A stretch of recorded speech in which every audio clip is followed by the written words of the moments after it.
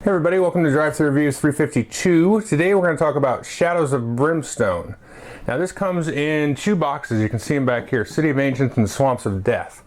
And I've got here laid out on the table basically everything that comes in both boxes. So I'm going to do something a little bit different than my normal reviews. Let's go and kind of do sort of a pan across of all of the stuff that you get. Because if you do get both boxes, and I kind of recommend getting both boxes, even though that's a lot of money to spend up front.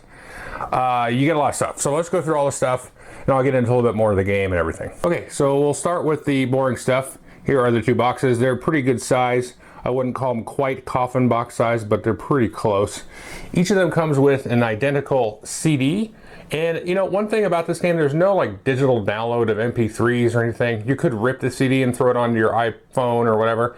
But the music's actually pretty cool. I like it. It goes between like kind of old Western, you know, type of songs and some old folk songs, which I quite enjoy, and you know, sort of horrific kind of music, excitement music. So it's pretty good. And then rule book, and there's all kinds of stuff here. There's charts and different, you know, story modes, and that's how you got to set up a campaign and everything. Oh, I should talk about the theme. It's kind of Old West meets demons and Cthulhu and ancient ones, and there's no Cthulhu in the game. But the artwork's pretty good and everything. And so you're going to get also, I mean, tons of tokens. So there's a bunch of assorted tokens there. Here we have these. You'll be making quite a bit of use of these grit tokens. Here, this one here over had a lantern token. That's important. You know, this is with both boxes combined. Sanity markers, and then if we go way over here, we've got the the wound markers. Those are for marking health on your character. And we've also got assorted tiles here. Now here is the Swamps of Death tiles and the City of Ancients tiles. And this is sort of a, you know, Antarctic kind of wasteland kind of thing. And on the backs of both sets of tiles are mine tiles. So the idea is that you'll start in the Old West going into a mine, and then you may open portals. We can see here one of these end caps. So you may go from a portal to one space to another, back to the mines, and so on. And these also have little caps that you'll put out. So here's the mine side and then the swamp side. And the interesting thing is as you explore, it will sort of somewhat randomly determine where the exits are and where the walls will be and things. And so you've got the caps up here. And I do like these tiles. Let's talk about, because I'm going to bag on the components here in a minute, and I actually do like the tiles. So it's a grid movement, and there's a relatively good amount of detail in these tiles and the different shapes and things. And some of these are just going to be, let's see if I can find one here, like a straight passageway. It looks like this one might be. No, that's not it. All right, so let's do this one. Is this it? Oh, well, here's the entrance.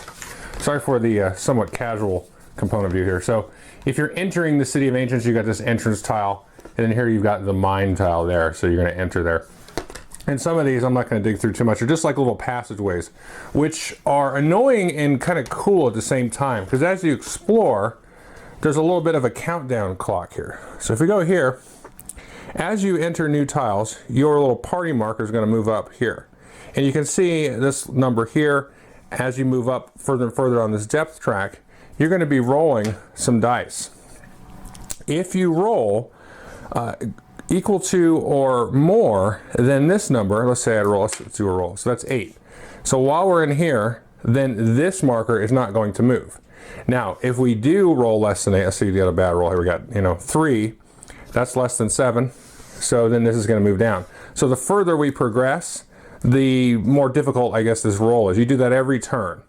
Okay, so if I'm in here and I roll that, this is going to move down. So every time this hits a little blood splatter, we're going to draw a darkness card.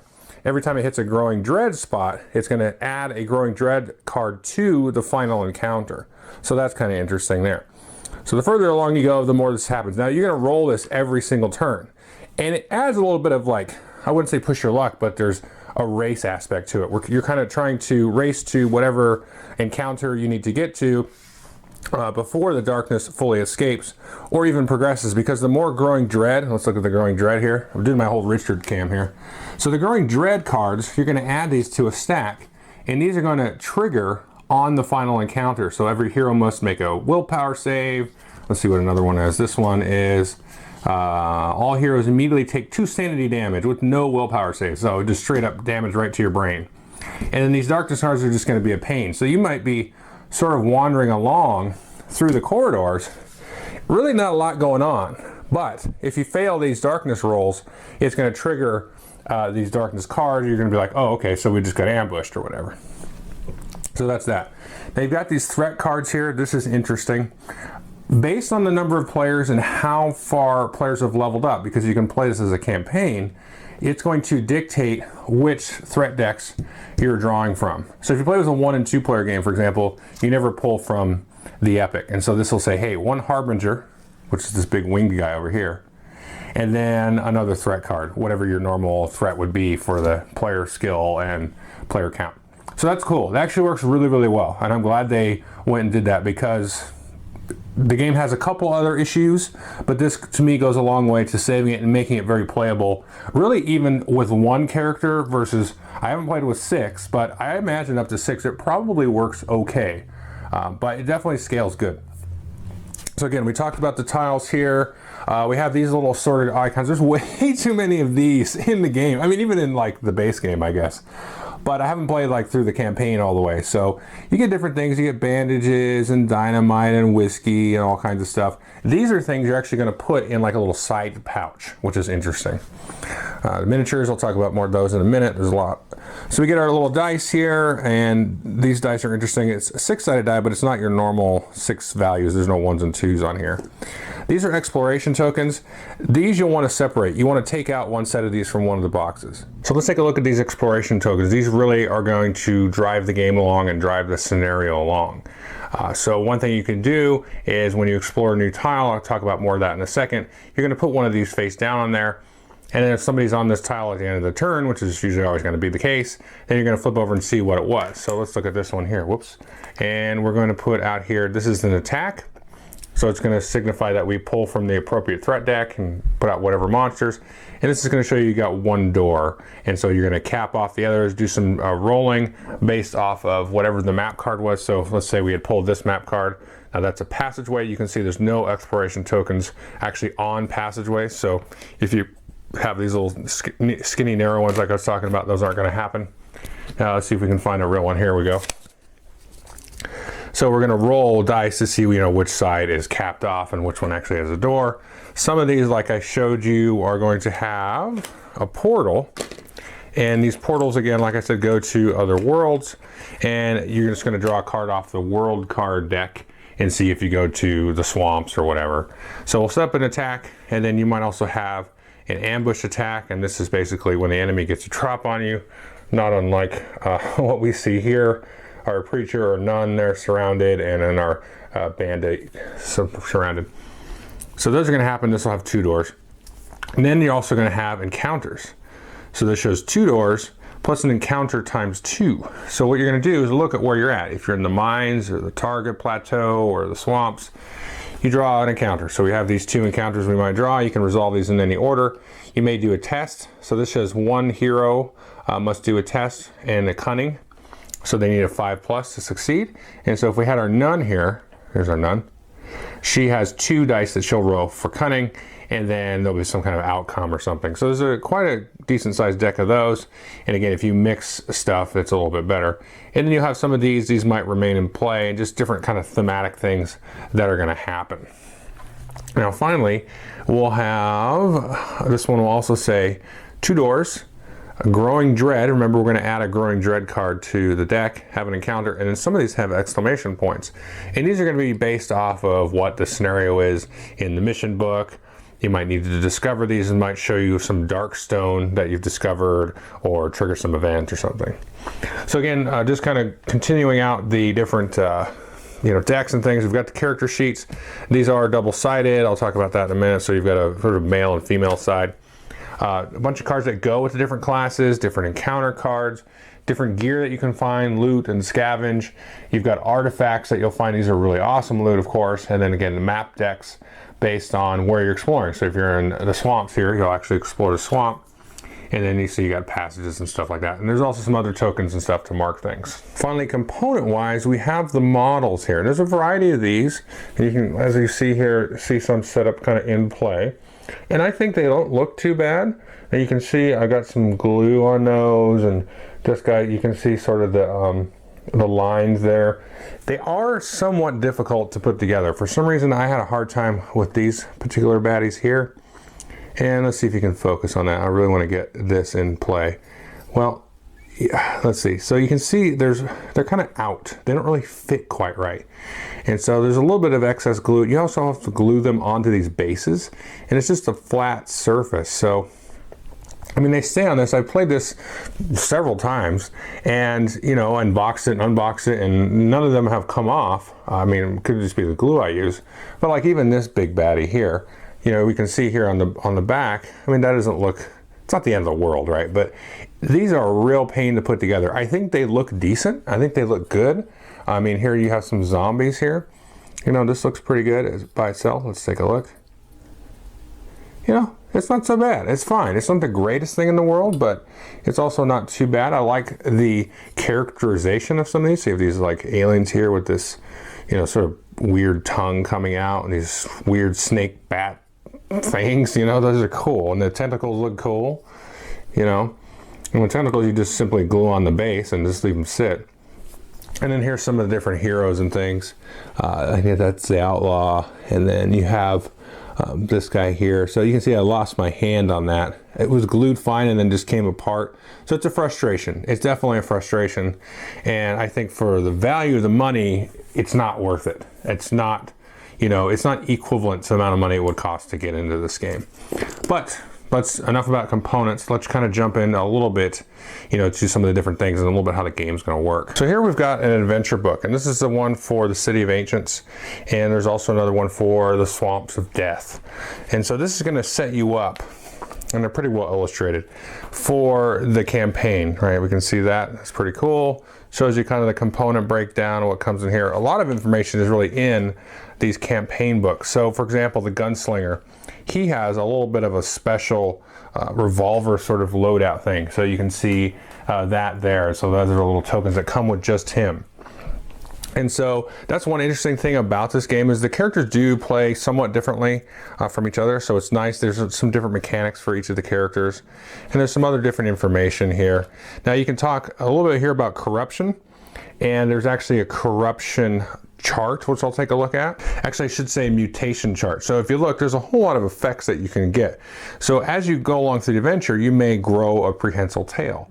You may become fused with rock. You may get fused fingers. You may get eye stalks. You may get a leg growth or fangs. So there's a lot of crazy stuff that's going to happen here. And so you want to be careful being corrupted. And there's sort of an XP level up thing as you kill monsters or damage monsters. Or if you're like the preacher or nun, you'll get XP for just casting healing spells.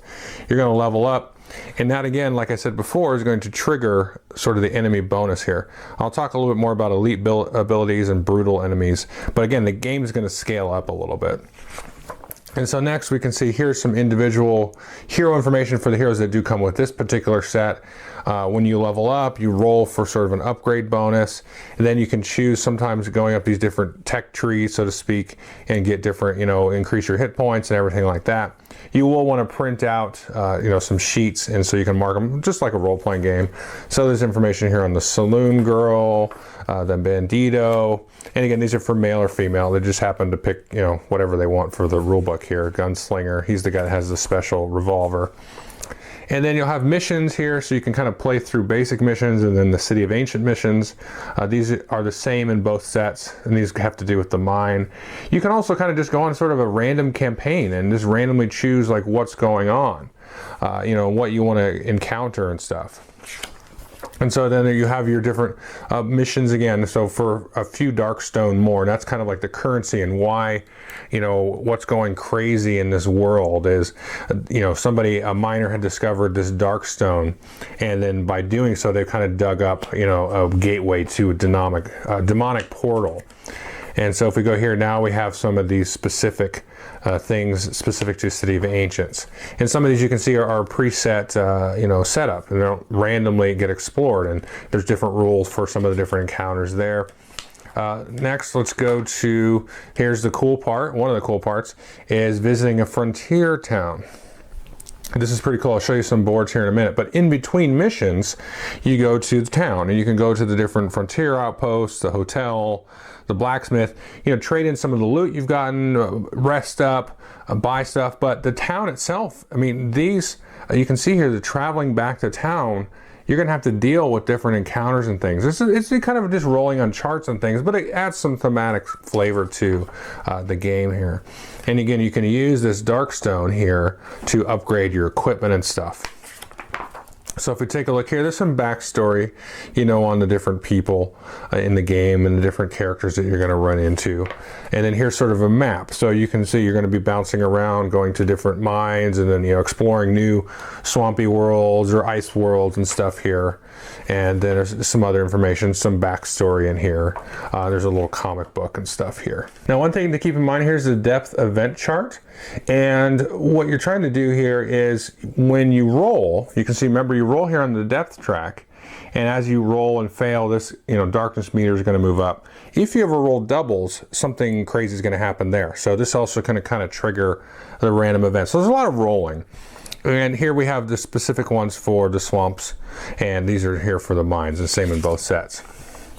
And if we look back here, we can see here's the town board. You can stay at the hotel. You can stay here at the campsite, and you can visit these different things. You're gonna have different events that you can see. So if you ever get an injury, for example, you're gonna roll on this chart.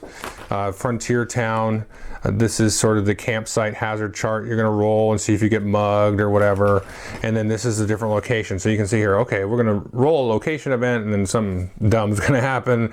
And then on the other side, you have sort of what you can buy and sell and, all these different things. So the town is like this whole mini game, and you can see there's charts for each of the different buildings and stuff that you can visit. So it's very much a part of the game, above and beyond just sort of playing through the different dungeon crawls and things like that. So it's kind of a high level general overview of what the game is like. You pick a campaign and go through it. You can go through it in a linear fashion or randomly, just kind of do adventures as they come to you. You go back to town, which is a big part of the game. Now I'll jump in and show you a combat example, a real brief one. But basically what you're doing is you have that darkness meter always kind of on your tail, and you'll fail the mission if you don't succeed the mission before the darkness meter basically escapes the mine. Now if that does happen, then town's going to be kind of basically destroyed for the next intermission. So it may blow up some different buildings or something. You won't be able to use everything that you want, but you can sort of bail out and escape to avoid being corrupted and getting some nasty mutations, or possibly having your character die. Now you can't get them resurrected back in town, so that's okay. But it's really a race against that darkness meter, trying to find those little clue icons or whatever it might be for the particular scenario. So let me show you a combat encounter, and then I'll come back and tell you what I think of it. So the first thing you're going to do every turn is roll for movement, and don't go running and screaming. You can play with the fixed movement variant to where you just move 4 spaces apiece. Even when you play with the fixed movement variant, you always roll anyway, because you're basically rolling for grit. Whenever you roll a 1, you'll be able to get a grit, and most of the characters have a maximum of 2 grit. You always start with 1. Now you can immediately use that grit to spend and roll another die and add that to your movement. But usually what grit is for is re-rolling dice in combat or during an encounter. You can spend 1 grit and then choose any number of dice that you just rolled and re-roll those. So you can keep your good dice and re-roll your bad dice. The characters will activate an initiative order. If we take a look at the Nun card here, we can see she's got some different special abilities, some health, different modifiers and descriptors of what she does. So the Nun's initiative here is 2. So we're going to do activations in initiative order. This includes any monsters that might be on the board. And the Nun's special because they get these sermons. There's blessing sermons and judgment sermons. And these are effectively spells. So this blessing that they always start with is a faith healing. And you can see in the upper right hand corner, you got to roll a 5+ on 2 dice. That will succeed. And you can spend faith to heal a variety of wounds. And all of these sermons will cost you a different amount of faith, and you always got to roll and see if you succeed. And sometimes they'll give you experience points for succeeding at just casting the spell, so to speak. And as I said before, everybody gets a different sort of mechanism that they can do. You have the revolver, you got the spells. Sometimes it's just different, special abilities that you can get. So if you look here, here's 3 starting special abilities that the nun or preacher can get. And so before you start a campaign, you'll choose one of these, Missionary, Redemption. I like Redemptionist because it allows you to use guns, and normally the starting ability is that the nun or preacher can't use guns, but in this case you swap out the Holy Book for the shotgun. You'll also get some specified starting gear, and for example, here's the shotgun that you will get if you're a Redemptionist. And it's got some different special actions and things, which I'll talk about in a minute. You can see there's upgrade slots, there's a money value, there's a weight icon on the lower left. You can only carry so much items. And here's an old lantern that you'll have to give to somebody, because anybody that's not within one tile of whoever's carrying the lantern is going to take sanity damage. Then you'll randomly draw a personal item, and these are all kinds of thematic flavor. There's a pocket watch, gives you extra initiative. Ace of spades lets you do some rerolls when you scavenge and so on. And a cigarette, if you can recover a grit when you draw loot or scavenge cards. And here's a side bag I was talking about. You can put up to 5 tokens on this. You can see here's some examples: whiskey, dynamite, bandages. You can start with 2 of these of your choice. So there's basically 2 actions you can do unless there's monsters on the board. You can explore a new tile or scavenge a tile,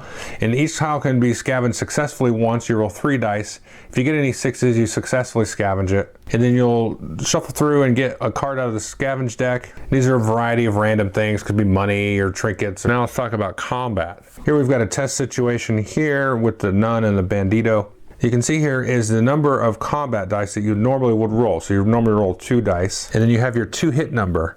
And you need to roll a 5 or higher if you're doing range, or 4 or higher if you're doing melee. But in this case, the nun has a range of 5. It's got 1 shot. In this case, you actually use a D8 instead of a D6 to roll and see if you hit. And if you get hits, you're going to roll a damage die for each hit that you get. Now, if we had gotten 1 hit on our attack, we'd roll a D6 for damage. In this case, it would be 4.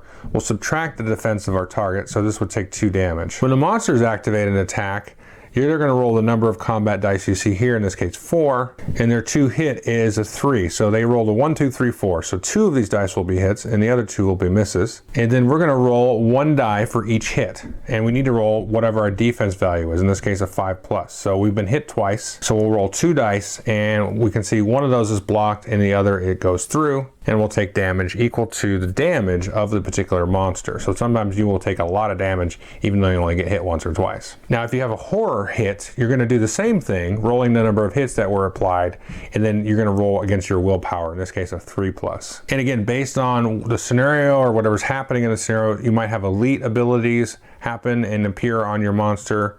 Some of them may be brutal or just extra hard. So this game is going to scale once again. The monsters will also act in initiative order, so it might be the hero turn, the monsters activate, go back to the heroes depending on the initiative. And they're basically going to move in and try to surround the hero as best they can to make room for their buddies. That's basically the thing you need to keep in mind. They are going to randomly target different players in the initiative order, and basically you're just going to get surrounded the whole time. Okay, so what do I think of the game? I've gone quite a bit back and forth on this game over the last couple of months. I've had this game for quite a while. It took me a while to put together the models. I talked about how that was very aggravating and irritating. I think now that I've done it and I've played the game, I'm okay with that. It just took a long time, and the models are just not that great. And I think, again, for the money for value, it's lacking there. Now the rest of the components are fine. The map tiles I like, the cards are decent. You know, I don't get too much into cardstock quality, but you can shuffle them and all that good stuff.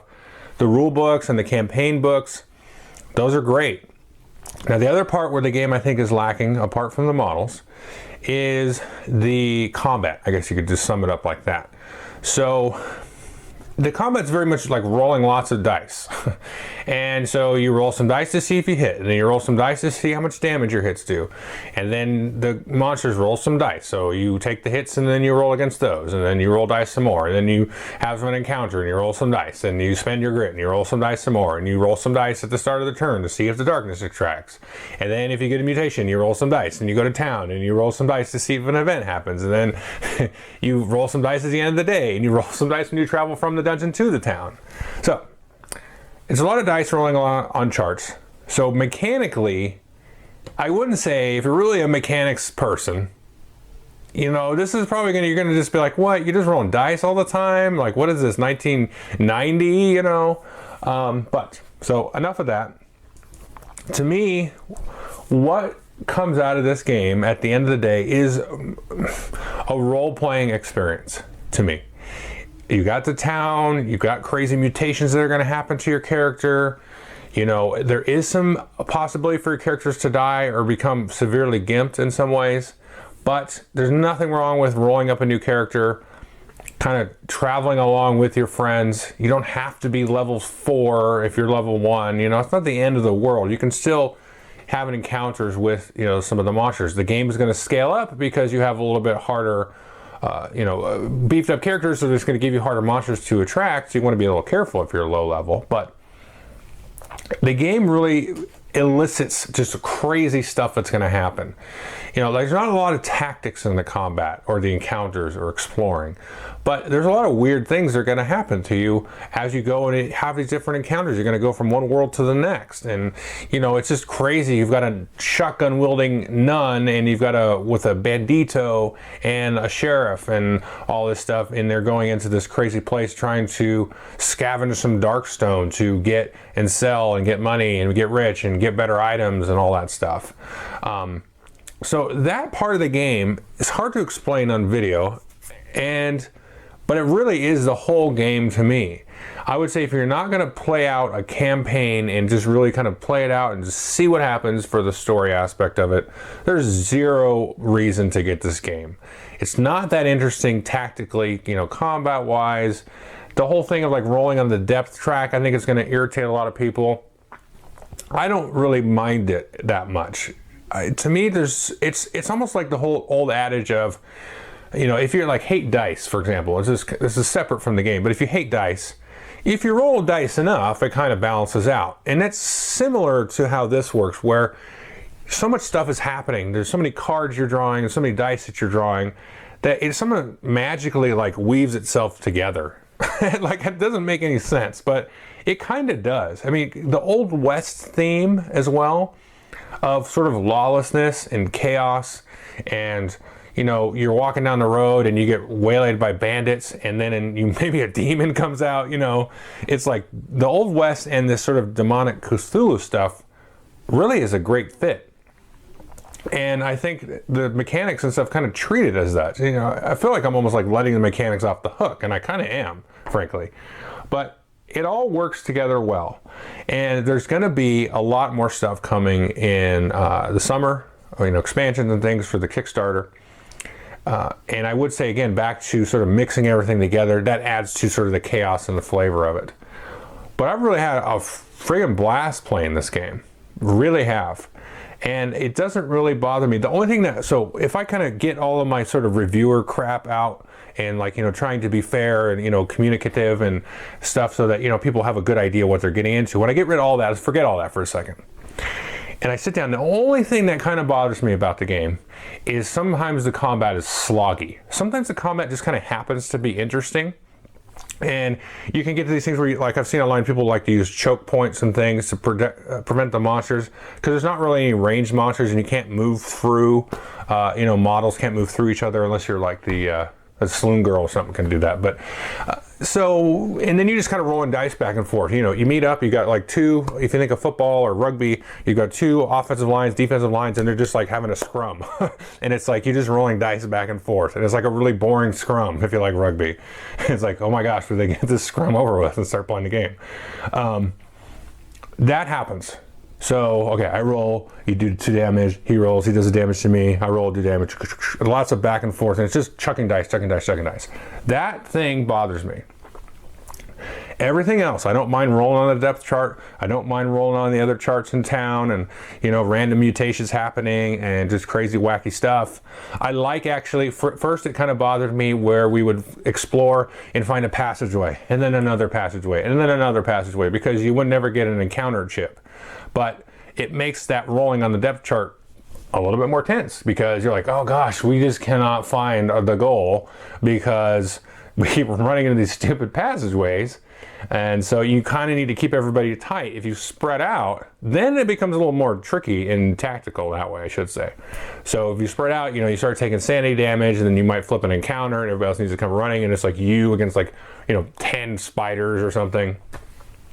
So I like all that stuff is cool, and I would totally recommend it, reviewer or not reviewer. But the sloggy combat, yeah, that's kind of like, ooh, that kind of, you know, brings it down to a level of, okay, maybe I wouldn't recommend it in that case. But that's not every combat either. You have combat that's over quick, you throw some dynamite, you blow everything up or whatever.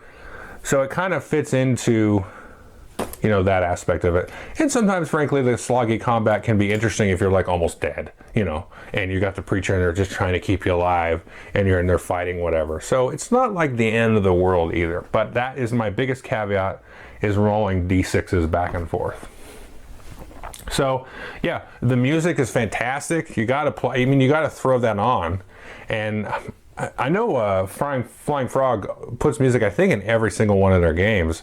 I mean, that is like, this is the first Flying Frog game I've played, and I'm like, well, this is a great idea. Like, this really works. I love the music. It gets you in the theme. It's like, why doesn't every game come with a friggin' soundtrack?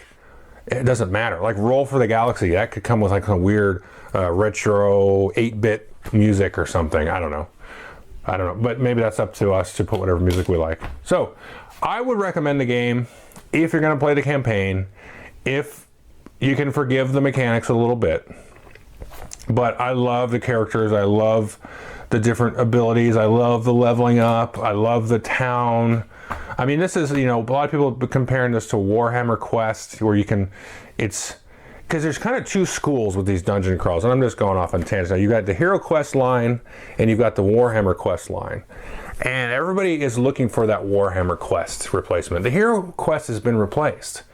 You've got Claustrophobia, you've got Imperial Assault, you've got Descent, which I haven't played, but I played enough Imperial Assault.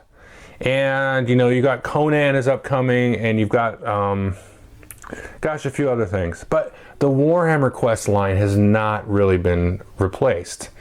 Now, Galaxy Defenders is pretty close, but it's sci-fi, so that's okay. You had Myth. Myth, of course, you know, it stumbles. You know, if you've seen my playthrough, I'm basically making up 3 or 4 rules during the playthrough. Myth, you know, gosh, if they ever come out with like a second edition one day, that might be a good one. But so that one failed out the gate, right? Because it was a good game. It had some good mechanics. This kind of reminds me of that in some ways, where it feels like it stumbled a little bit, but not as much as Myth. I mean, Myth had some production issues, really. Rules, you know, missing components or whatever, that kind of stuff.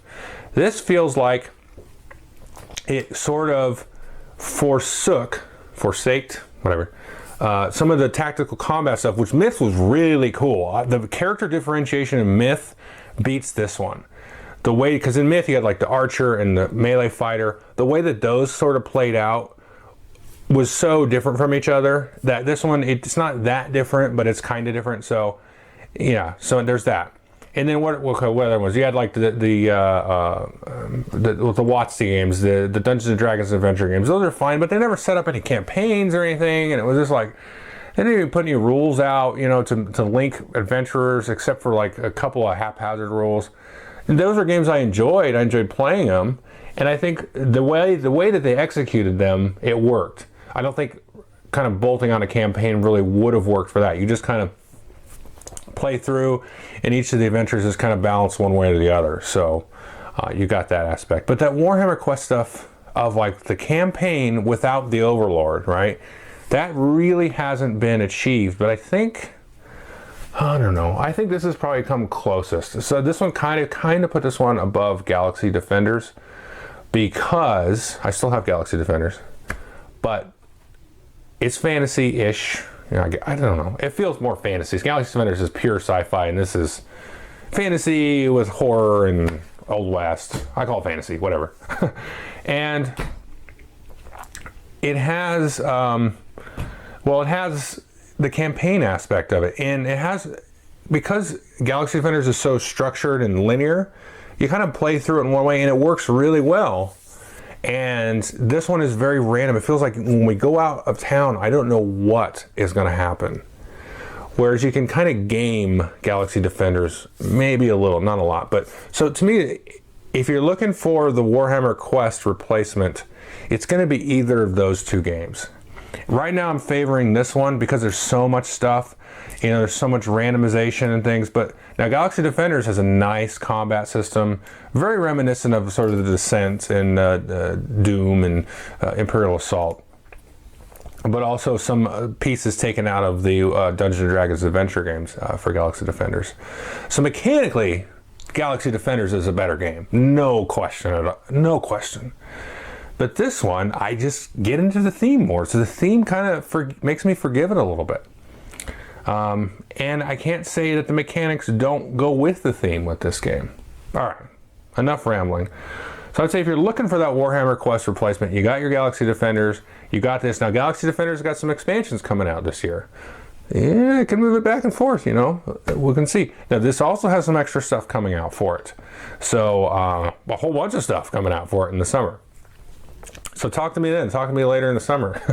And, you know, I'll tell you. But right now they're both in the collection. They're both staying there. And I recommend both, but there you go. There's my thoughts on them. So anyway, thanks. Take care.